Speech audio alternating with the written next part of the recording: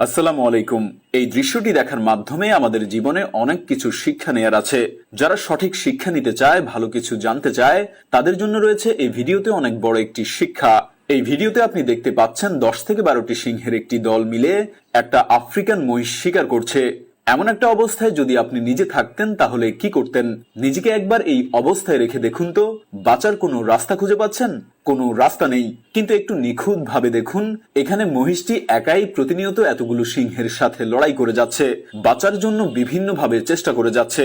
আর আজকাল প্রতিটি মানুষের জীবনেও ঠিক একই কাহিনী হয়। অনেক অনেক টেনশন, দুঃখ আর দুর্দশার সাথে লড়াই করে যাচ্ছে সবাই, কিন্তু তবুও কিছু করার থাকে না, কারণ আপনি একা। এখানেও ঠিক একইভাবে মহিষটি বাঁচার আপ্রাণ চেষ্টা চালিয়ে যাচ্ছে, কিন্তু মহিষটি একা আর সিংহ আছে অনেকগুলো। তারপর যখন সব আশা ভরসা শেষ হবার পথে, ঠিক তখনই অবাক করা একটা ঘটনা ঘটে, একটা ম্যাজিক ঘটে। হঠাৎ করেই কতগুলো মহিষ চলে আসে সিংহের হাত থেকে এই একা মহিষটিকে বাঁচানোর জন্য। আর পুরো মহিষের দল একত্রিত হয়ে যায়। একত্রিত হয়ে তারা একটা শক্তিশালী দলে পরিণত হয়।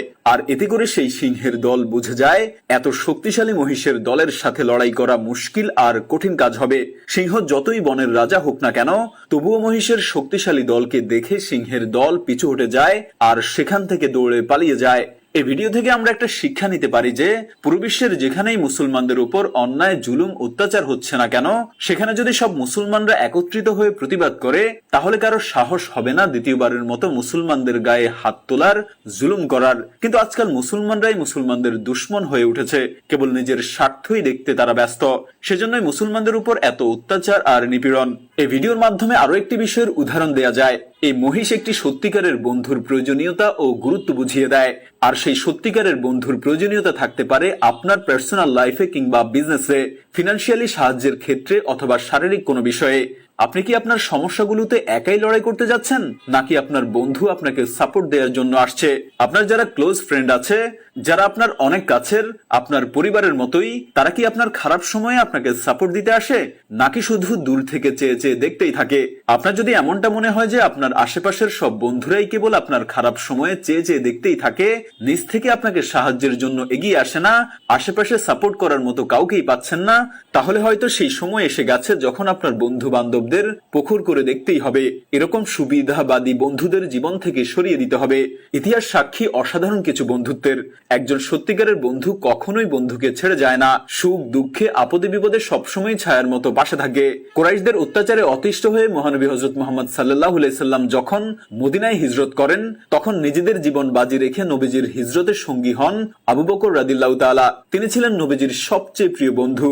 আপনার এমন সব মানুষদের সাথে থাকা উচিত যারা প্রতিনিয়ত আপনাকে উচ্চ পর্যায়ে নিয়ে যেতে চায়, আপনার খারাপ সময়ে পাশে থাকতে চায়, সাপোর্ট দিয়ে যায়। এমন মানুষের সাথে কখনোই থাকবেন না যারা প্রতিনিয়ত আপনাকে নিচে নামাতে ব্যস্ত থাকে, আপনার খারাপ সময়ে যাদের খুঁজে পাওয়া যায় না।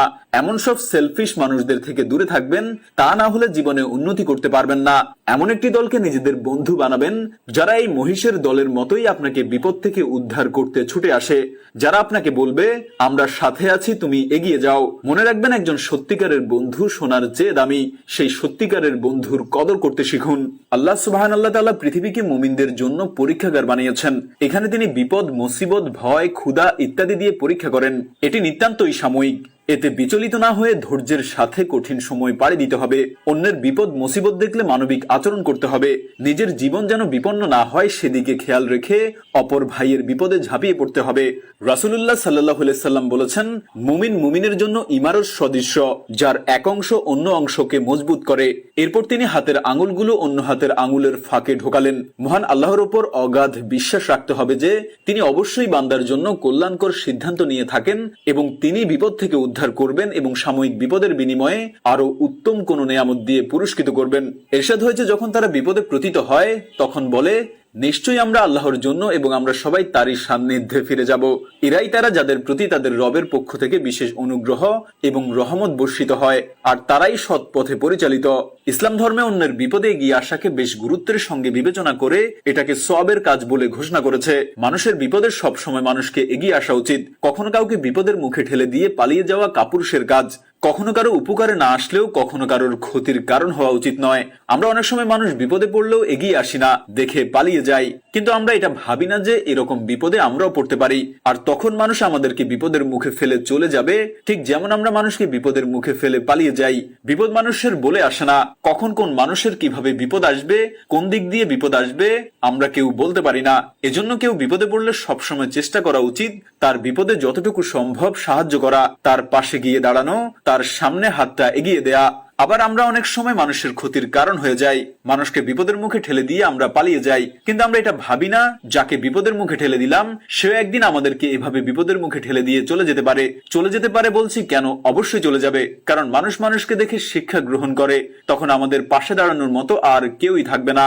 অন্য কাউকে বিপদে ফেলার আগে অবশ্যই নিজের কথা ভাবা উচিত, অন্য কাউকে বিপদে ফেললে নিজেকেও একদিন বিপদে পড়তে হবে। কথায় আছে না, যেমন কর্ম তেমন ফল, যে যেমন কর্ম করবে সে তেমন ফল পাবে।